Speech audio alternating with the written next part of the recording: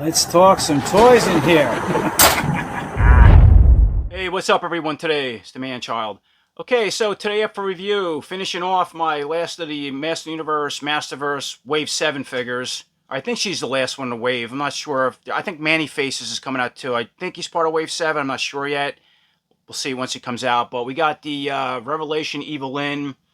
We're calling her the Evil-Lyn 2.0, or I think she's technically the Skelesorceress, which she was called in Season 2 of that show.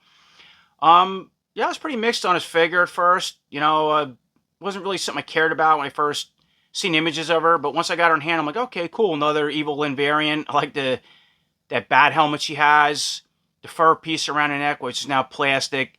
I guess my biggest gripe, what I see so far in the package, and from what other people complained about online or didn't like online from the images they seen, was that everything is painted, as you can see in the package, instead of her articles of clothing and armored, sculpted. I mean, I don't know why they went that route, and it looks like it could be a lot of QC issues moving around, chipping. I don't know. We'll figure it out once we get out of the box, but more or less that's what you got. Here's a quick look at the art on the back of the box. See, that art's really cool. But see, even in that image, parts of the dress and armored around her is very profound. So that's why I think I would prefer sculpting, because it stands out more as opposed... I mean, like up in here, because it almost looks like a skin suit. So you can justify that for painted parts on the arms and legs with that figure, what we've seen so far. But it's my only concern. Aside that, really neat art. And here's a quick look at the bio. You want to pause and read that? And dropping down, these are all 4 main figures in a single card release for Wave 7. And there's another quick piece of art on the right side of the box of Evil-Lyn. Seems like all the cards only have art on that side. Here's a quick look around with the Skelesorceress or Evil-Lyn 2.0 out of box. Okay, bringing Evil-Lyn 2.0 in for a closer look. Beautiful head sculpt, and face. Love the way the eyes are done, just like Frost and most of the females in the Masterverse line. That bat helmet's pretty cool too. That I really like. That stands out the most to me on this figure. Unique. See the way the fangs are painted, and the eyes. The nose, it's all its own sculpt, purple. Love the ears now. It looks like it's part of the sculpt, or no, maybe just glued on. Yeah, it looks like it's glued on to the figure. If you want to remove it, you could. Might just be a flat head under there, a cut, or a big peg, who knows.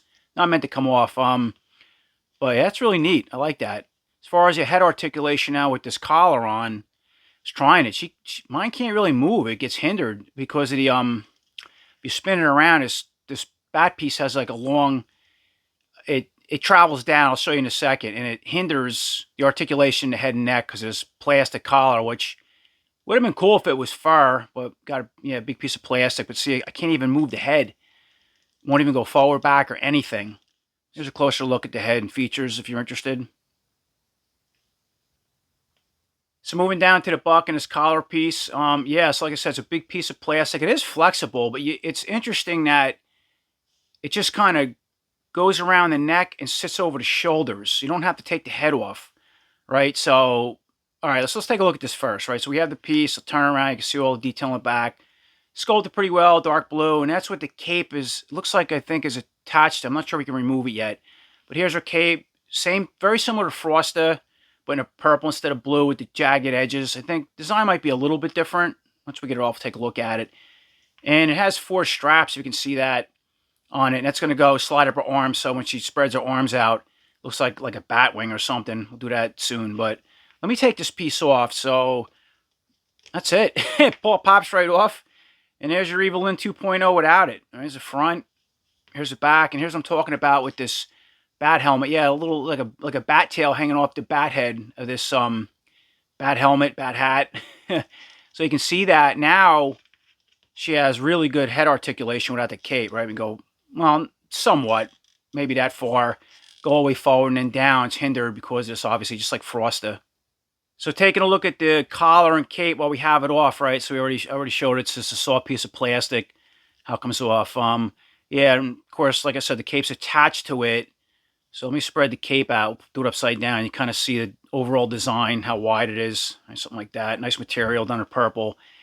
And I already talked about the straps. It's kind of pressed inside, it looks like. Almost like it's glued. If you want to customize it for any reason, take this off. Looks like you can pop this inner piece out and pull this out, but it seems like mine's pegged or glued, so it's Not meant to come off, really. It's all part of the collar. Works together, I guess. But you could take it off if you wanted to. Okay, so getting back to Evil-Lyn, or the body and aesthetics and the paint, without the cape on for now. Yeah, it's just everything's painted. Kind of really mixed on that. Mine has a lot of scuffs, marks, just like I was talking about. I mean, even being in a package, you can see that on the black, what's supposed to be part of the sleeves, it's scuffed up because this black is such a glossy black, so it's going to scuff easy. I have little scratches in here, all over the place with the articulation. A lot on the skin. That's like factory stuff, it looks like. But yeah, I see a lot of problems with that. Anyway, so as far as the articulation, let's leave the cape off and just go through it for now. We know the head's very limited, but all right, so we got the arms that go up, down, right, forward, back, bicep swivel. Now bend all the way at the elbow, and I mean, even the elbow pieces are painted, so that's good. And then, of course, we have two closed, or she has a semi-closed hand on the right side, and then a open, like an open hand on the left. And then she comes with two opposite hands to replace those on each side, which we'll check out soon. And of course, these can spin. They're on a hinge joint. All the arms are all the same. So moving down, all the chest, everything is nothing. So up in here, okay, so this is sculpted outwards, the black part up in the chest, but then it's just painted. That's the only thing I can see. Then, okay, so she turns it the waist, so when you do that, it's going to split that as, you know, paint job going up in there. So moving down to the legs, they all painted, right? So we go all the way out like so, split, thigh cut, which looks really ridiculous when you turn it because it just breaks everything. But I don't like that anyway, most of the figures. Going down to the knee, so the knee can go all the way back. Yeah, all painted in there.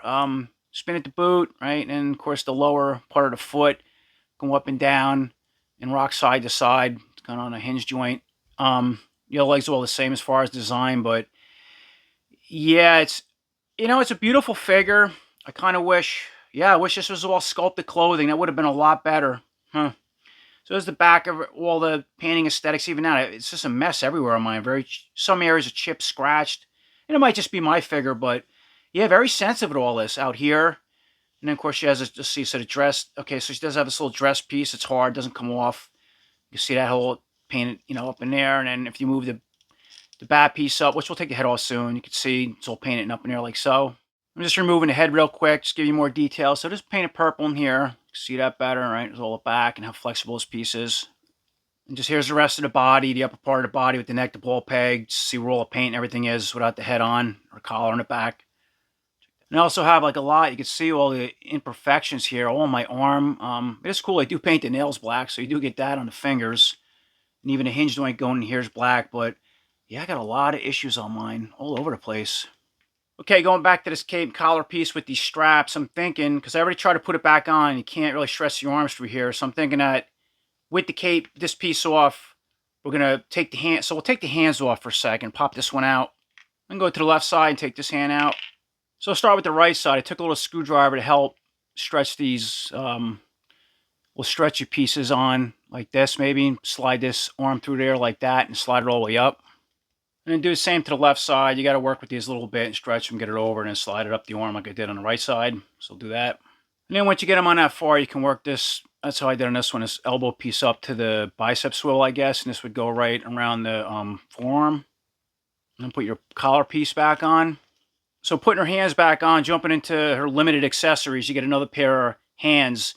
Very similar to the ones you got, but now you have the closed gripping hand on the left side and then the open hand on the right. So I think I'm going to put on the two open hands because they look like spell casting hands or something like that. So let's throw them on. Okay, we'll put that one on that side. This one on the left side. They go in like that, and of course they swivel in and out and rotate, spin. Okay, and here's Evil-Lyn all done back up. Got the collar on, got the two open hands, and the cape on. Yeah, so it's easier once you get the straps, adjust them to maximize how far you want this cape to spread out with the arms open like she's flying or casting a spell. So I just put these ends all the way up to the wrists and these ones all the way up to around the biceps cuts there. Seems to hold them well.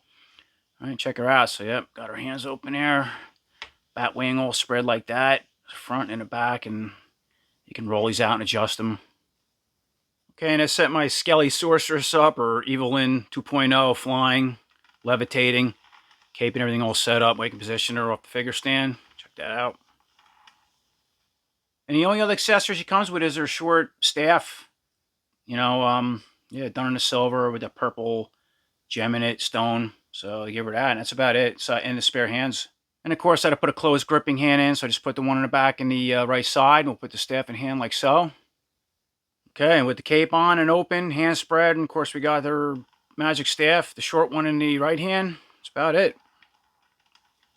Okay, and there's not much else to her, but for a little comparison fun, let's bring in so we have our Skelesorceress or Evil-Lyn 2.0 against our first release Revalation Evil-Lyn with the changed out head and long hair. So we check them two out side by side. And here's a close-up of the two Evil-Lyns as far as the head and face. I mean, obviously the heads are different, but the face sculpts look pretty close, but yet different enough, you know. Something in the eyes. Maybe the way the eyebrows are done, the paint, stuff like that. And then, of course, she has the bat helmet and the long white hair, but kind of check those out. And here's a quick look with our first release, Revalation Evil-Lyn. I put the original vintage-inspired or animation-inspired head back on. And, of course, with our new Evil-Lyn, I just changed out the other gripping hand, put it on the left side, and gave her the full staff and put the short staff in this Evil-Lyn's hands. So you want to check out what that looks like. So I put the first release Revalation Evil-Lyn head, of course, on this newer Evil-Lyn body. And it's put this piece on. I mean, it does articulate. Could work because it's somewhat the color would match the boots and all the mixed colors she has. But yeah, see, this doesn't hold right. I mean, if you push it forward, but see, it wants to rock back. So it's something with that bat helmet helps keep it wedged onto the shoulders or something. But if you want to see what that looks like and the arms spread out, it's kind of, you know, set up. And this would be a look without, if you took all this stuff off, just, you know, the whole area how it articulates, moves. And here's a look with that long-haired first release Evil-Lyn head on this body, with the cape, with the collar pulled off first. So there's articulation, up, down, fork, move all around. And then see the collar now, let's see if we can stretch that over and use it with the long hair. All right, I messed around a little bit. Actually, yeah, it does kind of work. Doesn't look too bad. All right, there's the front and there's the back, and a little bit same thing. You're not going to really articulate with it, but if you want to put it on for something different, use the wing. It does work. And here's a look with that Evil-Lyn 2.0 head, bat head on the first release Revalation Evil-Lyn body, and that looks pretty cool. Now, of course, we don't have the cape yet, but you want to check that out. Works well, articulates back and forth, up and down. Don't look bad. Okay, so we have the new Evil-Lyn head on the old Evil-Lyn body, right? I put the hands on with the black fingernails on this body. Of course, you can see I have the cape, put the staff in the the semi-open closed hand. But this fits really nice, even though you can't really take anything off of her outfit because most of it's sculpted and has a fur piece and it sits on top. It looks really cool in this figure. And again, I like all the details and how they did sculpting with her. Where the other one's just all paint. You want to check that out? It's really nice. All right, I left everything the same on that body, the cape, the hands, the whole deal. First release Revalation Evil-Lyn body, but then I put the traditional head on, flip the collar back, and that fits a lot better because it sits on top of her sculpted collar. You might have to adjust a little bit. But you want to check that out? Works a lot better than the other body. The body can put these heads on. And I left everything the same, except for I put the long staff in just one hand, and I just put the regular long hair on like I had in the beginning of the video on this body. I usually keep on his first release Revalation Evil-Lyn body. I like that head, but check that out. Collar goes on good. You can mess around with the hair to go over it, under it, whatever you want, but otherwise it works great. And the cape spreads okay with the arms, depending how you adjust the straps. But you want to check that out real quick. It's really good. Okay, so overall, my opinion on this new Evil-Lyn, really mixed on her. I love that head sculpt with the bat dress is cool. This bat cloak and the collar, the way these little stretchy pieces go over the arms is neat. This would have been cool if it was fur, too. I don't need that.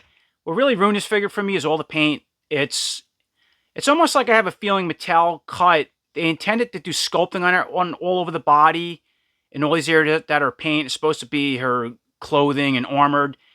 And most of the money went into new tooling like Roboto and Too Bad over here, which they're probably a phenomenal amount of money. I bet you Too Bad was over $100,000 plus just in tooling money alone. Roboto was probably expensive too. And you can see it. All the other figures are done really well. Some have more accessories. They're again going back to Too Bad, Roboto size, tooling, whatnot. But she seems like it seems to me as this wasn't Mattel's intention. Like there was a plan to do all sculpting, and at the end it was just like, for this figure, add this, do that, and then we'll just paint everything. And it was cut from the budget. That's just my guess. I don't think it's supposed to be like that. That's what they decided to do, but there's a lot of QC issues with that. You can see mine even coming out of box scratching. It doesn't look right. Some areas I can forgive, like down in here and up, you know, like skin suit or pantyhose kind of thing, or tattoos, you can overlook it. But up in here should all be sculpting like the other Evil-Lyn I showed you. What is cool with her, these additional parts do fit the other Evil-Lyn like I showed, and that body, it's sculpted, and they look great. They work out pretty cool. But otherwise, yeah, I'm just, she's kind of last on my list just because of the painted body and all the QC issues of mine. That's just being honest. So, it's my opinion. Thanks for watching. And until next time, take care.